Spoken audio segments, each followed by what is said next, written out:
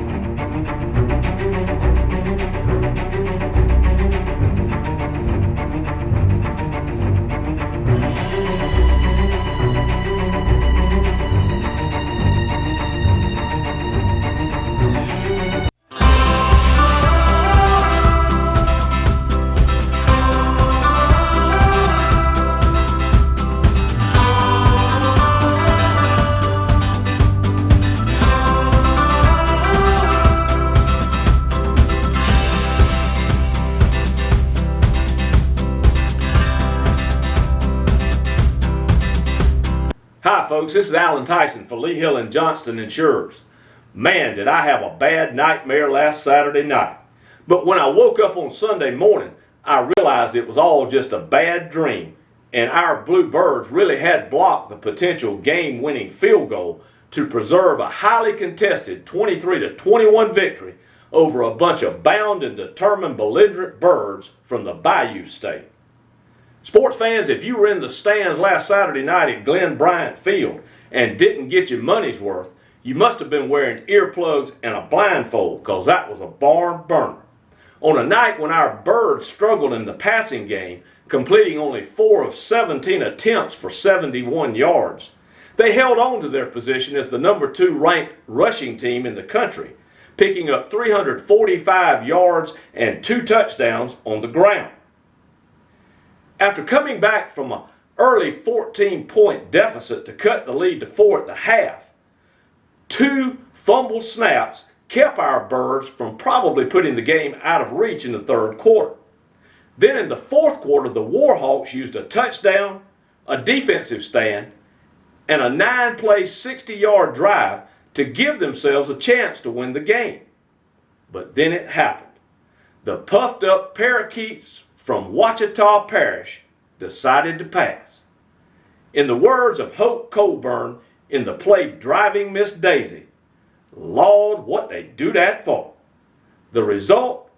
A 10-yard sack by our junior linebacker, followed by a blocked 42-yard field goal attempt by our sophomore jumper, and suddenly the smell of Paulson magic was back in the air as our Blue Birds of Prey snatched victory from the jaws of defeat. I want to thank Matthew and Genevieve for saving me and the fans in the 24 rows below me after my celebratory dance got just a wee bit out of hand. Whew, that was a close one. 3 down, 10 to go, Big Blue.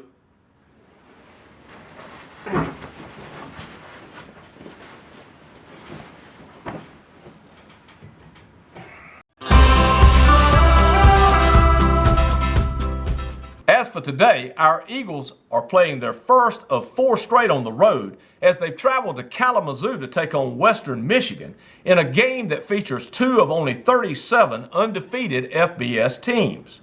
This will be the second meeting between the 2 schools, with our Birds taking the first last year in Statesboro by a score of 47-17. The Broncos, who opened the 2015 season losing 3 of their first 4, finished the year winning 7 of their last 9, including a victory over Middle Tennessee in the Bahamas Bowl. They've started strong in 2016 with a win over Northwestern and improved their record to 3-0, crushing Illinois last Saturday in Champaign. This will be the first game ever for our Blue Birds of Prey in the Wolverine State, and boy howdy is it shaping up to be a knockdown dragout. Here's some stats for you. On offense, we are the 2nd-ranked rushing team in the country. The 10th-ranked rushing team is Western Michigan. We've scored 11 touchdowns on the ground. They've scored 10. The 25th-ranked team in the country in total offense is WMU. We're ranked 26th.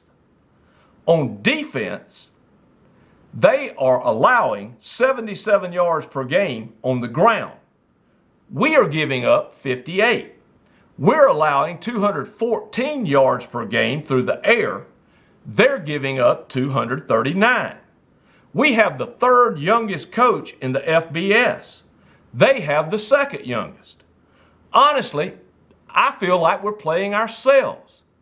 This matchup should be a classic example where the winner is most likely the team that runs the ball and stops the other team from running it while making the fewest critical mistakes in all three phases of the game. And folks, I look for our men in blue to be that team. Make mincemeat out of these maladjusted mares from north of the Mason-Dixon line, Eagles. And folks, you just can't beat that. And you just can't beat Georgia Southern. And you ain't seen nothing yet.